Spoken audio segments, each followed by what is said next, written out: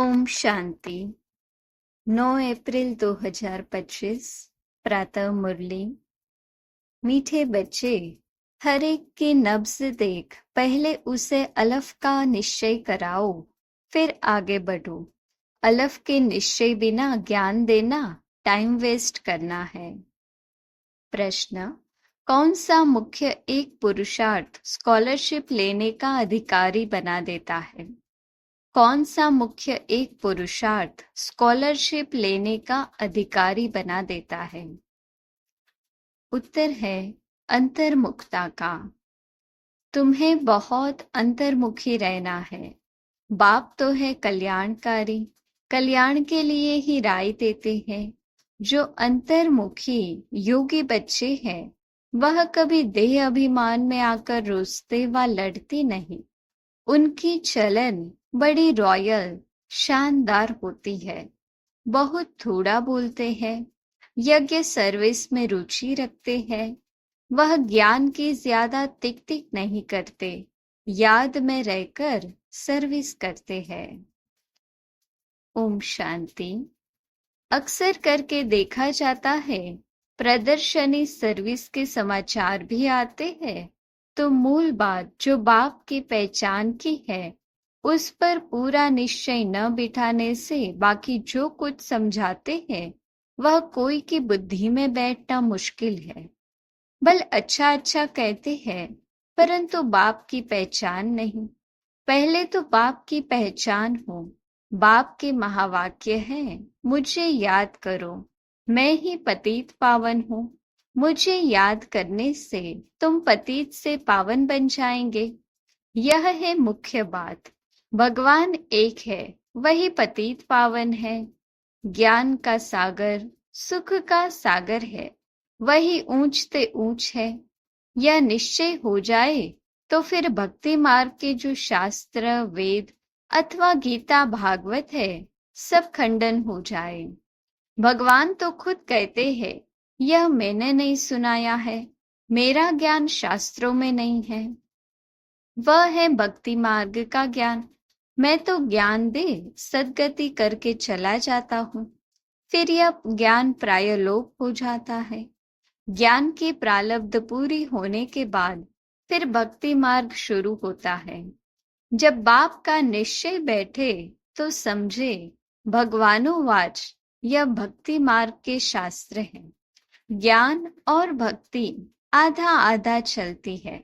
भगवान जब आते हैं तो अपना परिचय देते हैं।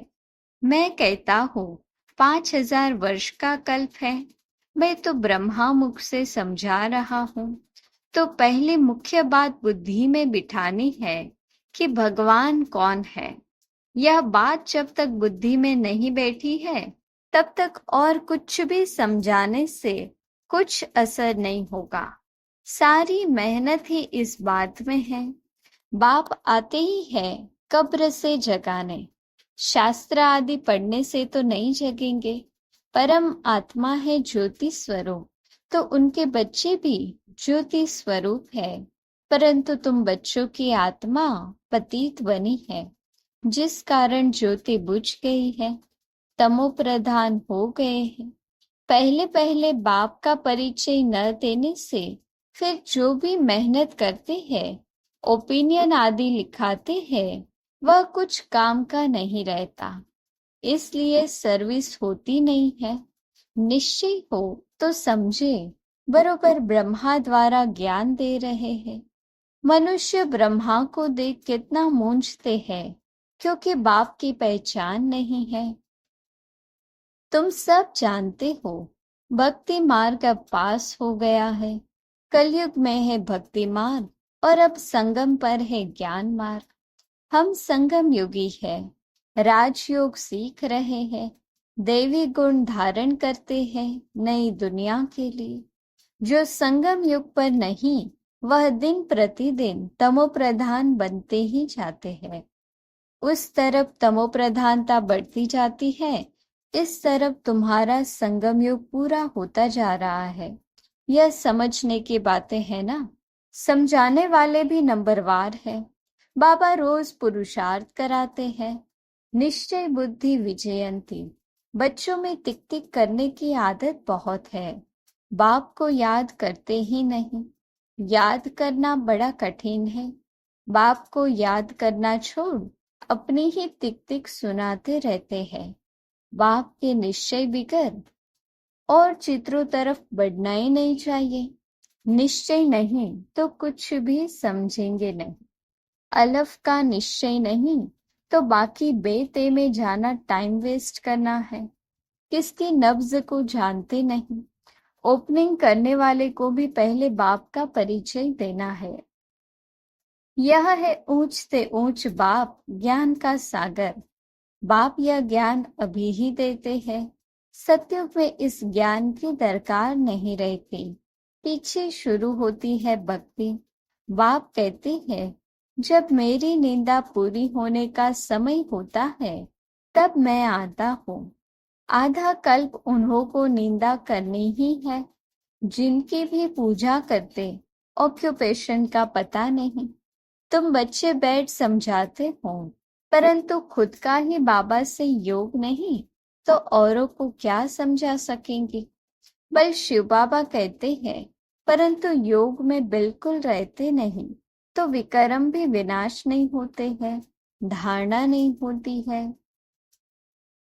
मुख्य बात है एक बाप को याद करना। जो बच्चे ज्ञानी तो आत्मा के साथ साथ योगी नहीं बनते हैं उनमें देह अभिमान का अंश जरूर होगा। योग के बिगर समझाना कोई काम का नहीं, फिर देह अभिमान में आकर किसी न किसी को तंग करते रहेंगे। बच्चे भाषण अच्छा करते हैं तो समझते हैं हम ज्ञानी तो आत्मा है। बाप कहते हैं ज्ञानी तो आत्मा तो हो परंतु योग कम है, योग पर पुरुषार्थ बहुत कम है। बाप कितना समझाते हैं, चार्ट रखो। मुख्य है ही योग की बात। बच्चों में ज्ञान के समझाने का शौक तो है लेकिन योग नहीं है तो योग बिगर विकर्म विनाश नहीं होंगे, फिर पद क्या पाएंगे। योग में तो बहुत बच्चे फेल है, समझते हैं हम 100% है परंतु बाबा कहते हैं 2% है। बाबा खुद बतलाते हैं भोजन खाते समय याद में रहता हूँ फिर भूल जाता हूँ, स्नान करता हूँ तो भी बाबा को याद करता हूँ। भले उनका बच्चा हूँ फिर भी याद भूल जाती है। समझते हो यह तो नंबर 1 में जाने वाला है, जरूर ज्ञान और योग ठीक होगा। फिर भी बाबा कहते हैं योग में बहुत मेहनत है, ट्रायल करके देखो फिर अनुभव सुनाओ। समझो दर्जी कपड़ा सिलाई करते हैं तो देखना चाहिए बाबा की याद में रहता हूँ। बहुत मीठा माशूक है, उनको जितना याद करेंगे तो हमारे विकर्म विनाश होंगे, हम सतो प्रधान बन जाएंगे। अपने को देखे हम कितना समय याद में रहता हो। बाबा को रिजल्ट बताने चाहिए। याद में रहने से ही कल्याण होगा, बाकी जास्ती समझाने से कल्याण नहीं होगा। समझते कुछ नहीं है, अलफ बिगर काम कैसे चलेगा। एक अलफ का पता नहीं, बाकी तो बिंदी बिंदी हो जाती।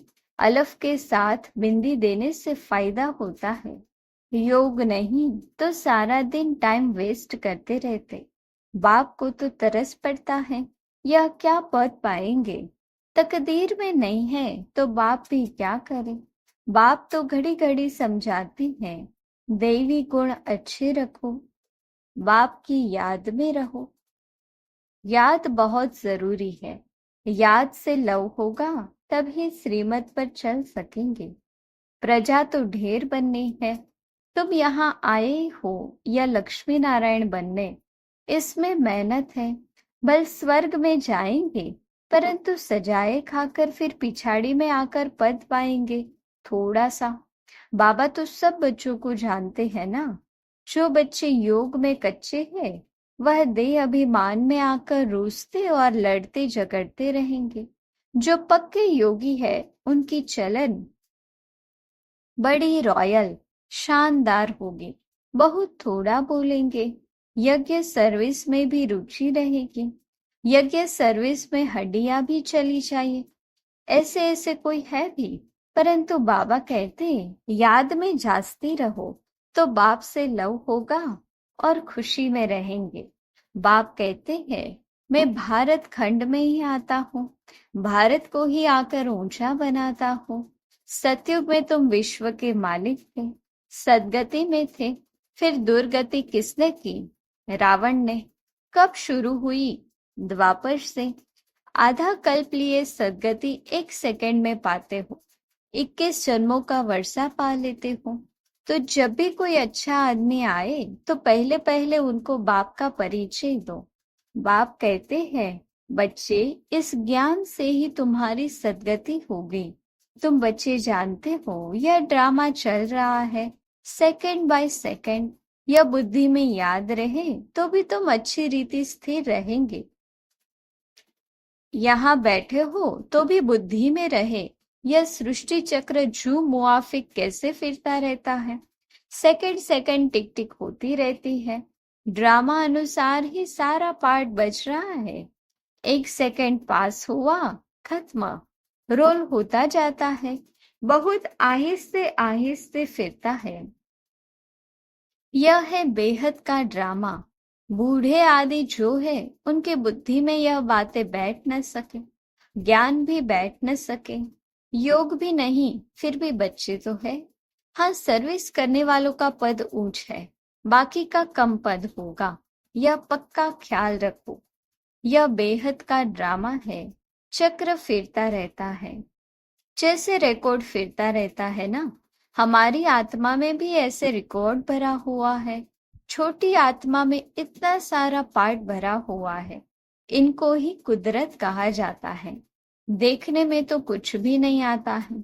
यह समझ की बातें हैं, मोटी बुद्धि वाले समझ न सके। इनमें हम जो बोलते जाते हैं, टाइम पास होता जाता, फिर 5000 वर्ष बाद रिपीट होगा। ऐसी समझ कोई के पास नहीं।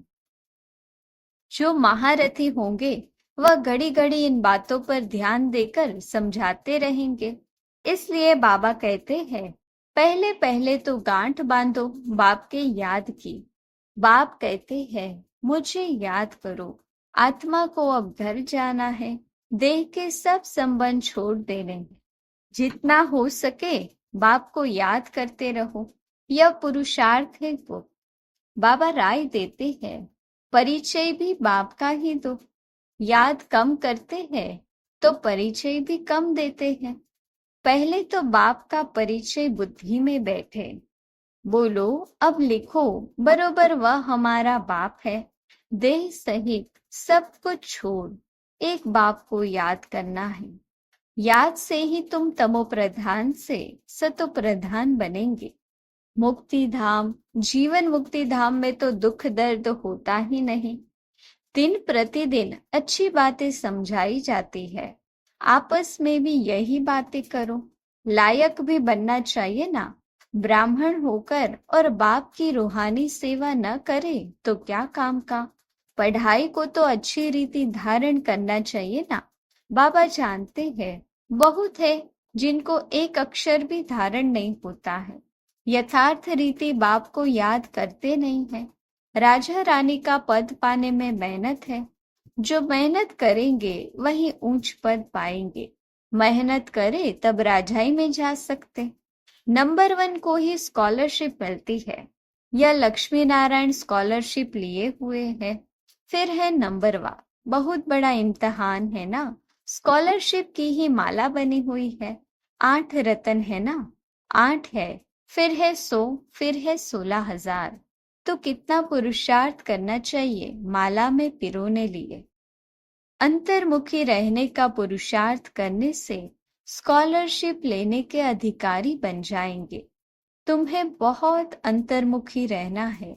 बाप तो है कल्याणकारी, तो कल्याण के लिए ही राय देते हैं। कल्याण तो सारी दुनिया का होना है, परंतु नंबरवार है। तुम यहाँ बाप के पास पढ़ने के लिए आए हो। तुम्हारे में भी वह स्टूडेंट अच्छे हैं जो पढ़ाई पर ध्यान देते हैं। कोई तो बिल्कुल ध्यान नहीं देते हैं। ऐसे भी बहुत समझते हैं जो भाग्य में होगा।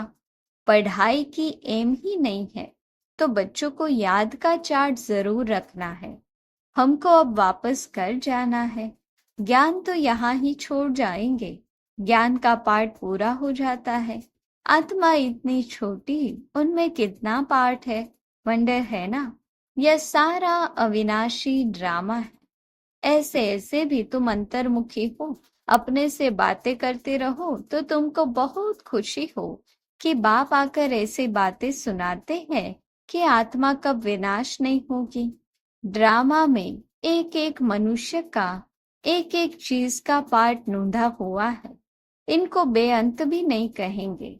अंत तो पाया है, परंतु यह है अनादि। कितनी चीजें हैं, इनको कुदरत कहें, ईश्वर की कुदरत भी नहीं कह सकते। वह कहते हैं हमारा भी इसमें पार्ट है। अच्छा, मीठे मीठे सिके लधे बच्चों प्रति माता पिता बाप दादा का याद प्यार और गुड मॉर्निंग। रूहानी बाप की रूहानी बच्चों को नमस्ते। हम रूहानी बच्चों की रूहानी बाप दादा को याद प्यार गुड मॉर्निंग और नमस्ते। धारणा के लिए मुख्य सार। पहली पॉइंट, योग में बहुत मेहनत है। ट्रायल करके देखना है कि कर्म में कितना समय बाप की याद रहती है। याद में रहने से ही कल्याण है। मीठे माशूक को बहुत प्यार से याद करना है। याद का चार्ट रखना है। दूसरी पॉइंट, महीन बुद्धि से इस ड्रामा के राज को समझना है। यह बहुत बहुत कल्याणकारी ड्रामा है। हम जो बोलते हैं वह करते हैं, वह फिर 5000 वर्ष बाद रिपीट होगा। इसे यथार्थ समझ खुशी में रहना है। वरदान, अपने श्रेष्ठ जीवन द्वारा परमात्म ज्ञान का प्रत्यक्ष प्रूफ देने वाले माया प्रूफ भव। अपने श्रेष्ठ जीवन द्वारा परमात्म ज्ञान का प्रत्यक्ष प्रूफ देने वाले माया प्रूफ भव। स्वयं को परमात्म ज्ञान का प्रत्यक्ष प्रमाण व प्रूफ समझने से माया प्रूफ बन जाएंगे। प्रत्यक्ष प्रूफ है आपकी श्रेष्ठ पवित्र जीवन। सबसे बड़ी असंभव से संभव होने वाली बात प्रवृत्ति में रहते पर वृत्ति में रहना। देह और देह की दुनिया के संबंधों से पर यानी न्यारा रहना। पुराने शरीर की आंखों से पुरानी दुनिया की वस्तुओं को देखते हुए न देखना, अर्थात संपूर्ण पवित्र जीवन में चलना। यही परमात्मा को प्रत्यक्ष करने व माया प्रूफ बनने का सहज साधन है। स्लोगन, अटेंशन रूपी पहरेदार ठीक है तो अतीन्द्रिय सुख का खजाना खो नहीं सकता। अटेंशन रूपी पहरेदार ठीक है तो अतीन्द्रिय सुख का खजाना खो नहीं सकता। अव्यक्त इशारे, कंबाइंड रूप की स्मृति से सदा विजयी बनो। बाप को कंपेनियन तो बनाया है, अब उसे कंबाइंड रूप में अनुभव करो और इस अनुभव को बार बार स्मृति में लाते लाते स्मृति स्वरूप बन जाओ। बार बार चेक करो कि कंबाइंड हो, किनारा तो नहीं कर लिया। जितना कंबाइंड रूप का अनुभव बढ़ाते जाएंगे उतना ब्राह्मण जीवन बहुत प्यारी मनोरंजक अनुभव होगी। अच्छा, ओम शांति।